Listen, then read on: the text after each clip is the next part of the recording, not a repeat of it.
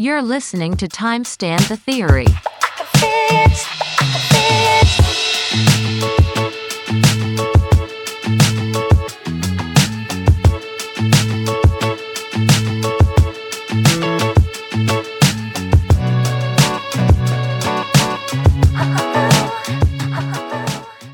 Hi everyone. Today we are going to talk about the economic theory. The law of demand and supply is actually an economic theory that was popularized by Adam Smith in 1776. The principles of supply and demand have been shown to be very effective in predicting market behavior. First of all, you need to know about demand.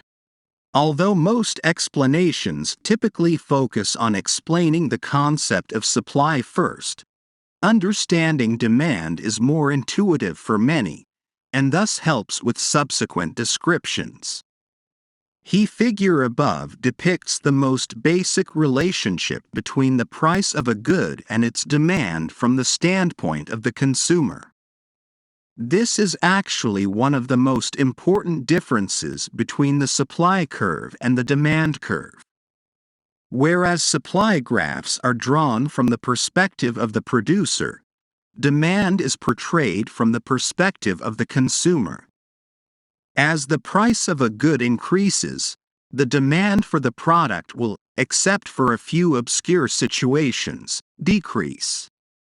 For purposes of our discussion, let's assume the product in question is a television set. If TVs are sold for the cheap price of $5 each, then a large number of consumers will purchase them at a high frequency. Most people would even buy more TVs than they need, putting one in every room and perhaps even some in storage. Essentially, because everyone can easily afford a TV, the demand for these products will remain high. On the other hand, if the price of a television set is $50,000, this gadget will be a rare consumer product as only the wealthy will be able to afford the purchase. While most people would still like to buy TVs, at that price, demand for them would be extremely low. Of course, the above examples take place in a vacuum. A pure example of a demand model assumes several conditions. First, product differentiation does not exist. There is only one type of product sold at a single price to every consumer. Second, in this closed scenario, the item in question is a basic want and not an essential human necessity such as food. Although having a TV provides a definite level of utility, it is not an absolute requirement. Third, the good does not have a substitute and consumers expect prices to remain stable into the future. The second condition, you need to know about supply.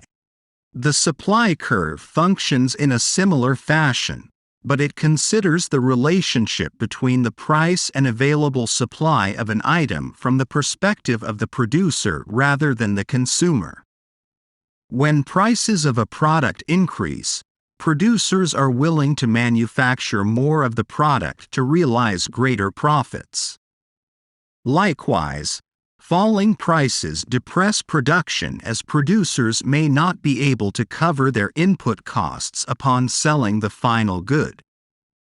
Going back to the example of the television set, if the input costs to produce a TV are set at $50 plus the variable costs of labor, production would be highly unprofitable when the selling price of the TV drops below the $50 mark.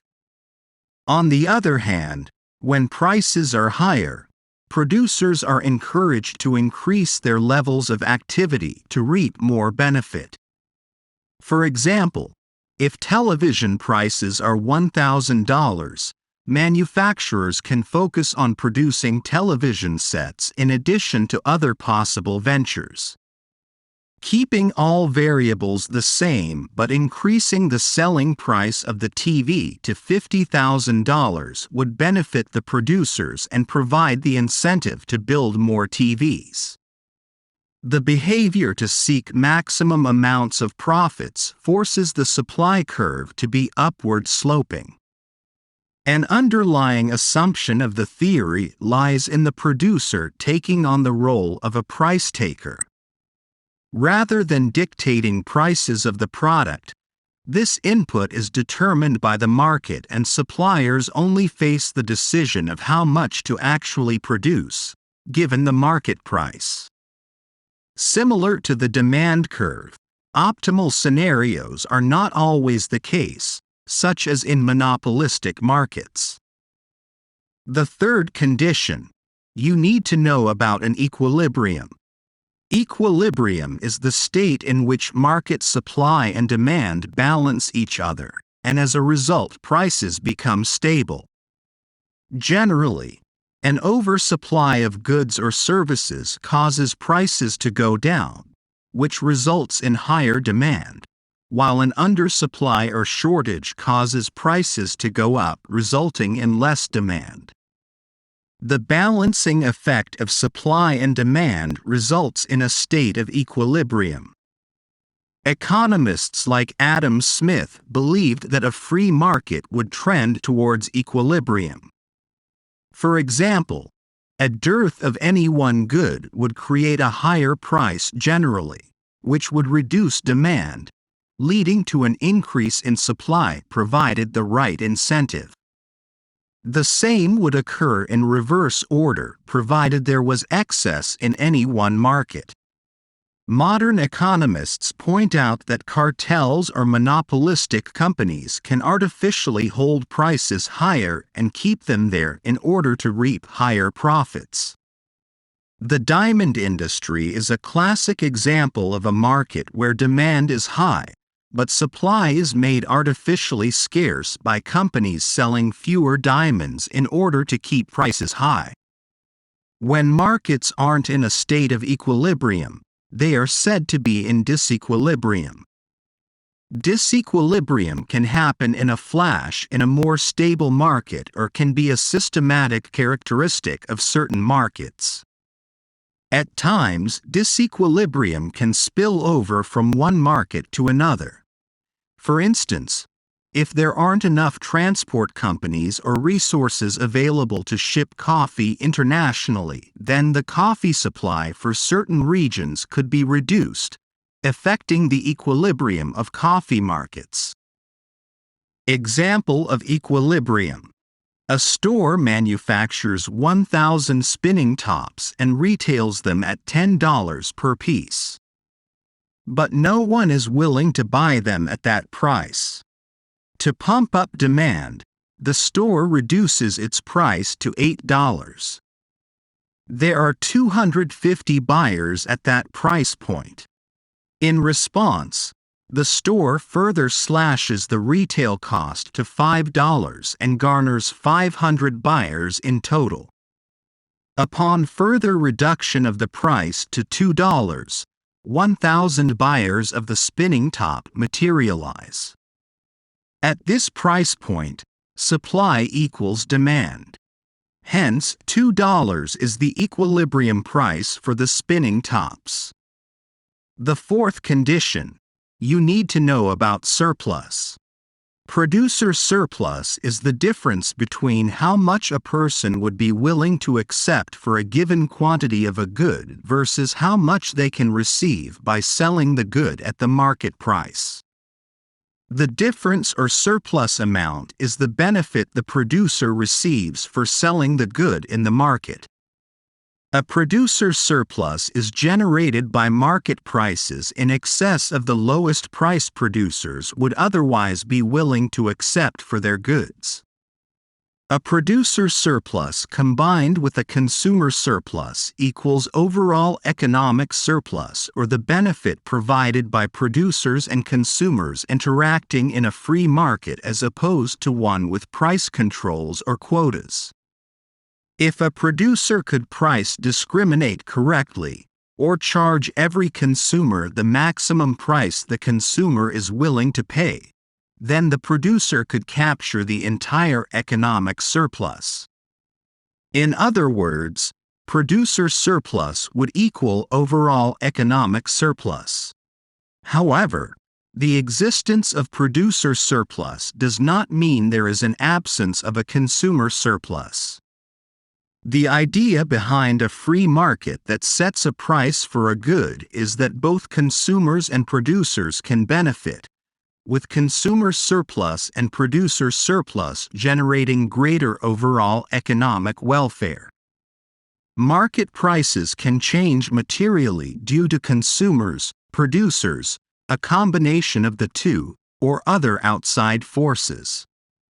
As a result, profits and producer surplus may change materially due to market prices. Example of producer surplus.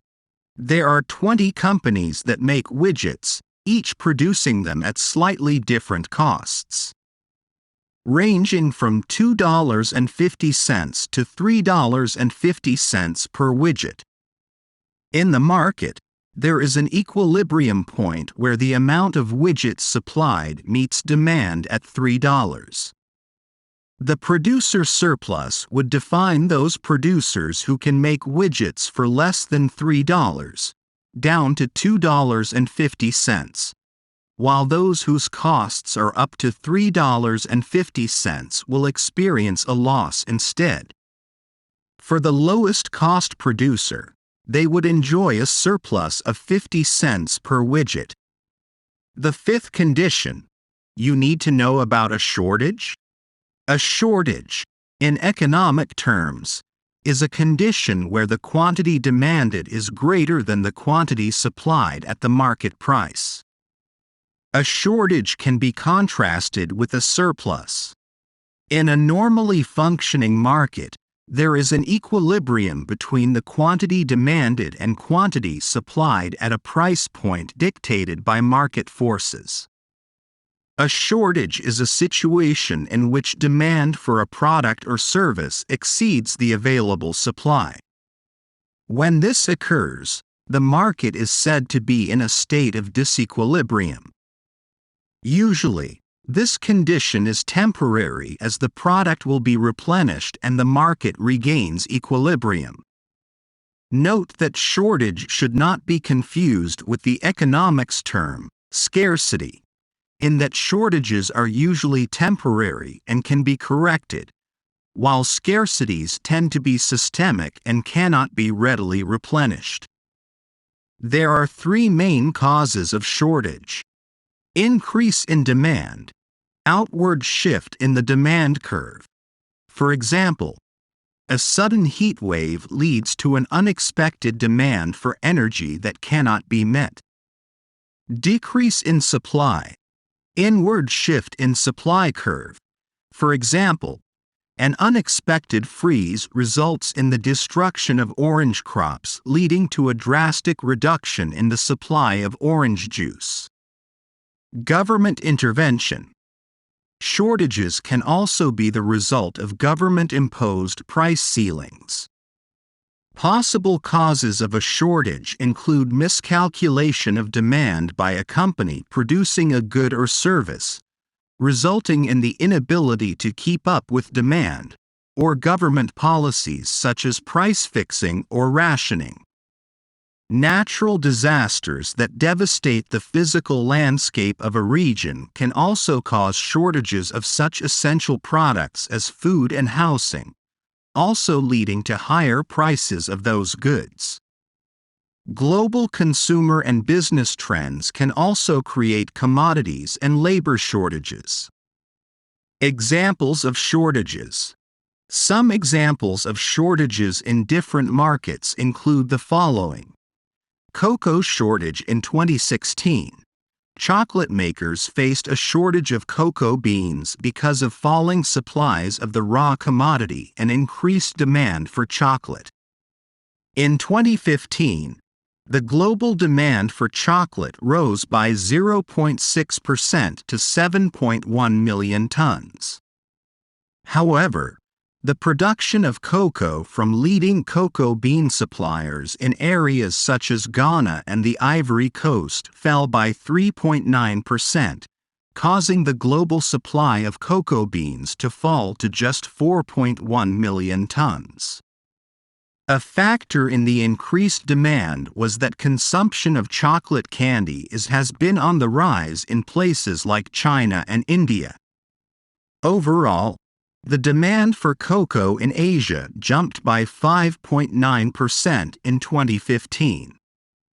As a result, the price of cocoa in 2015 rose to over $3,100 per metric ton, the highest level since 2012. To reverse the cocoa shortage, leading chocolate producers, such as Nestlé SA, are partnering to educate West African cocoa farmers on best practices and techniques to boost their production.